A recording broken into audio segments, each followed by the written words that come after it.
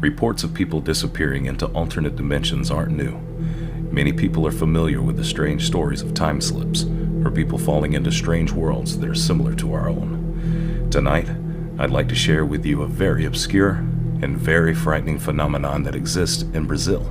Reports exist of everyday people suddenly finding themselves in a place called SevenBeyond, or 7LM, which can only be described as an extremely disturbing dimension that exists parallel to our own. What exactly is 7Beyond?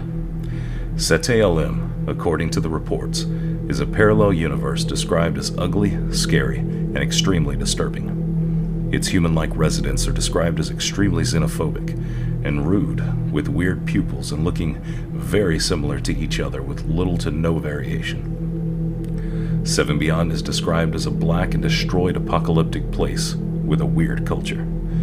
According to reports, portals to 7Beyond are at completely random places, public bathrooms, hallways, even beds, and are always invisible to the naked eye.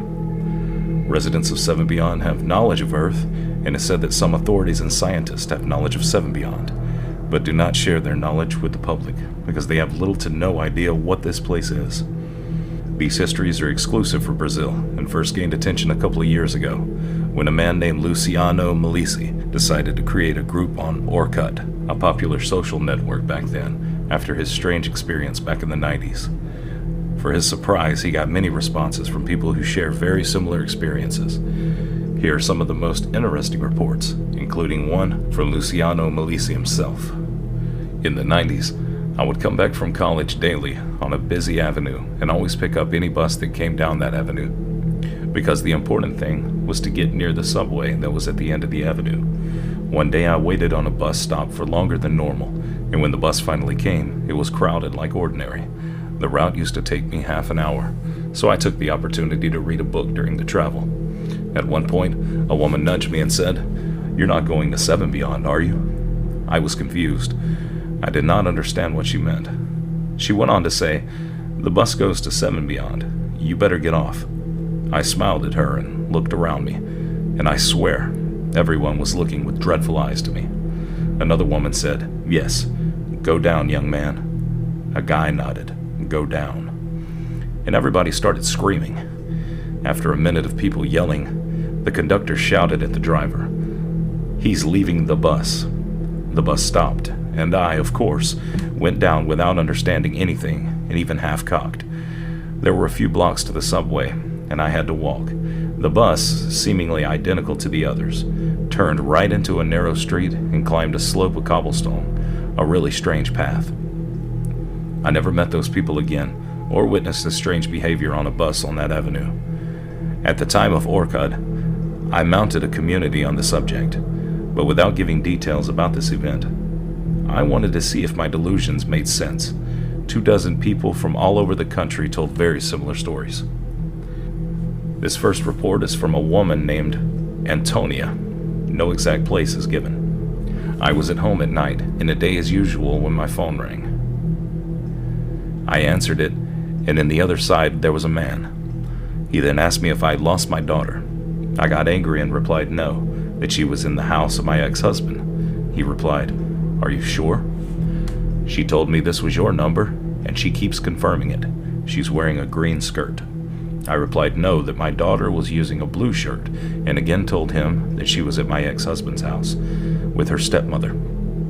I got angry and told him if it's a prank, it wasn't funny, and if he kept with it, I would call the police. After that, the phone lost signal, and I went back to watch television. After a couple of hours, my daughter returned home. At first, I didn't notice, but she was wearing a green shirt. She was visibly angry and also crying. She hugged me with a lot of force, like something really bad happened. I told her to calm down and explained what happened. She then explained to me that her father followed her to get her back home when she first was on a straight road and got lost. She started crying and pulled over for a couple of minutes when a tall man with yellow eyes showed up and asked if everything was okay. She replied that she got lost. The man then asked her to follow him home. The man told her she was in SevenBeyond and that she couldn't go back for now.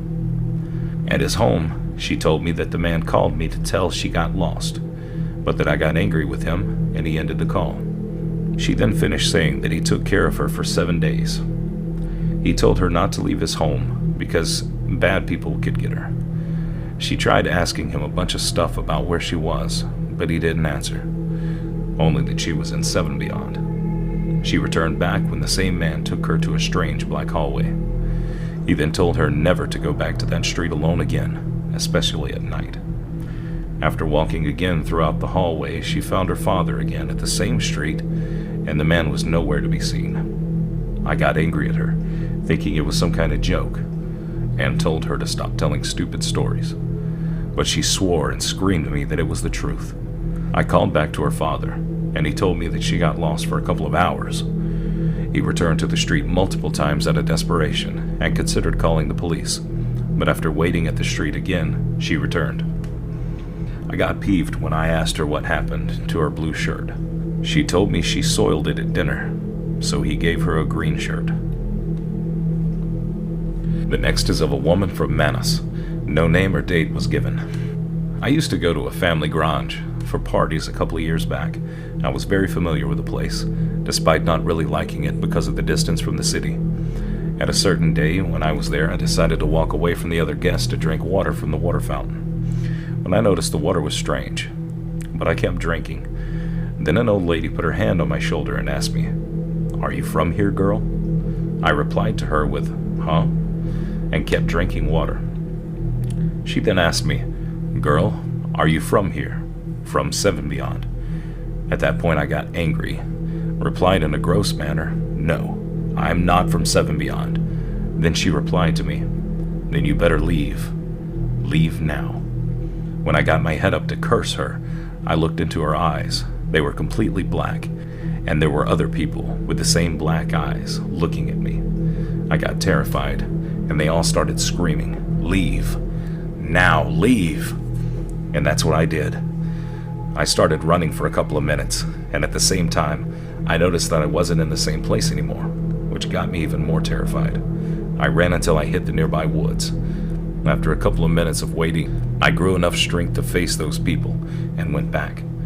But when I got there, everything was normal again, and my cousins were there. After that event, I never went back there, and thankfully, I have never experienced anything similar.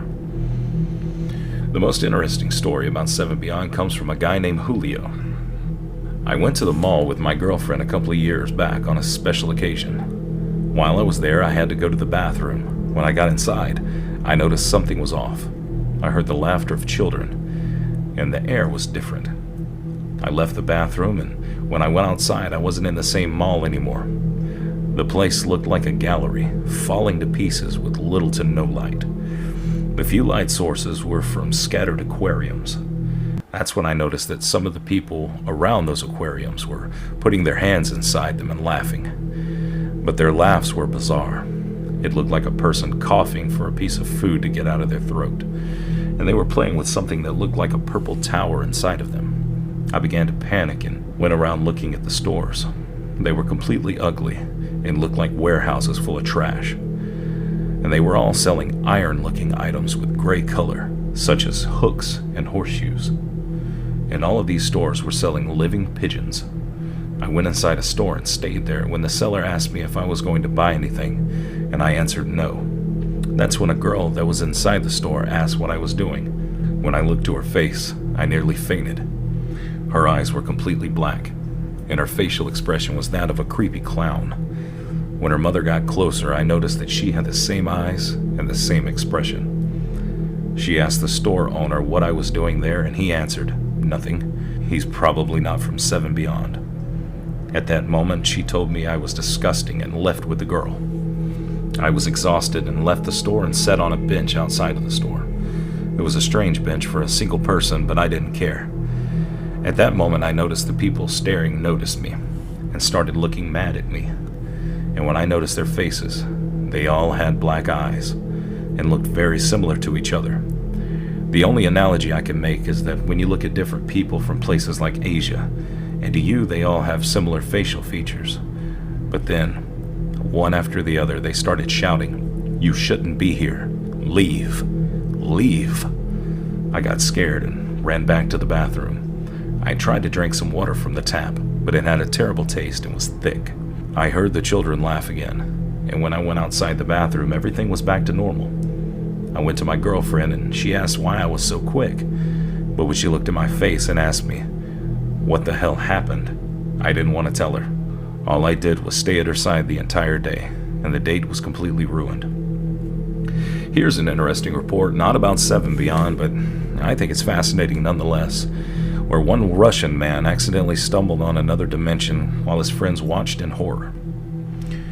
A Russian website reported that in Rostov-on-Don, Russia, on January 14th, 1978, at 6 a.m., three 18-year-old men, Mikhail Babkin, Nikolay Leontev, and Vitaly Kravchenko, were in a room at a local sports complex, Oktyabroknog. They had been celebrating the passing of the old New Year's with glasses of champagne, enjoying steam baths in the sauna, eating and drinking vodka. At 6 a.m., the watchman proposed that the young men go home and accompanied them to the rear exit of the building through a long and very narrow corridor with concrete walls without windows located in the basement area near the pool's walls. They were walking along the corridor in the following order: the watchman walking ahead, followed by Leontiev, then Babkin, followed by Kravchenko. Suddenly, Mikhail seemed to trip. Despite the narrow corridor and the smooth concrete floor deprived of potholes, he screamed as Leontiev turned around in amazement. Not believing his eyes at what he saw, Babkin's shoulder penetrated into the concrete wall, and in moments, Babkin's entire body vanished into the wall. The stunned men began examining the wall with their hands, looking for any doors or openings, but their hands only touched concrete. Mikhail later told his friends that he had suddenly entered a small, dark room. To his left, he could see an object like a medical examination chair. Across from him, he could see a slightly open door. There was a narrow window on the right wall of the room, through which he saw treetops entirely covered in dense green leaves, moving about in a strong wind. Babkin was amazed as it was the middle of winter, but outside this window appeared to be summertime and broad daylight. He was looking at a view of a fourth-story floor, whereas he had just been walking in an underground corridor. As if in a trance, Babkin moved towards the slightly open door and pushed it open. He then entered another room, also shrouded in gloom. There was a round platform on the ceiling giving off a faint light, and no windows. A similar medical chair stood near the wall. He felt very lightheaded and, moving like a robot, he walked forward and opened another door. Stepping into the strangest room yet, it was absolutely dark, with some bright areas visible in the inky darkness. The light seemed to hypnotically influence Babkin. He became numb, unable to look away from the lights. Suddenly, he noticed several black humanoid figures that appeared in front of him, faintly lit by the pulsating patches of light. Their heads appeared rectangular in shape. There were 5 of them, and they stood still in front of him. One of the humanoids, standing in front, was slightly hunched over and appeared to be working on some kind of device that gave off light. The device was not big, resembling a corn cob with a pointy end, which was pointed directly at Babkin. The object emanated a very bright light, but strangely, it did not illuminate the surrounding area. Babkin then heard a male voice inside of his head saying, "This one?" Another voice, also inside of his head, answered, "No, not him." The first voice then said immediately, "Memory erasure is necessary." This phrase frightened Babkin terribly, as he realized that it was his own memory that was going to be erased. Horrified, Babkin seemed to snap out of his confused state and ran back out the door, and suddenly jumped back into the corridor of the sports complex, screaming inarticulate remarks. He heard a door close behind him with a loud slam. When he turned around, the door was closed. His friends have been searching for him for about an hour, running across the complex in complete despair. But Babkin said he had spent only 5 minutes in that strange parallel world. What invisible marionettes hide behind the fabric of our reality, helping to shape our world? Do parallel universes exist just beyond the view of our limited human understanding? Thanks for listening to Nightmare Creatures Podcast. If you haven't, please like, share, and subscribe, and leave a comment on what you think SevenBeyond is. And remember, there's no such things as fairy tales.